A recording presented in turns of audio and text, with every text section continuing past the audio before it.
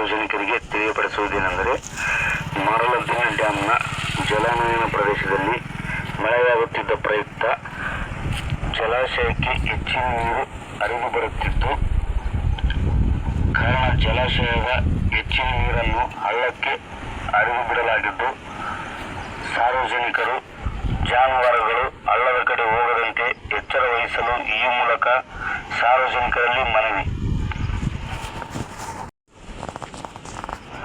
ಸಾರ್ವಜನಿಕ ಪ್ರಕಟಣೆ.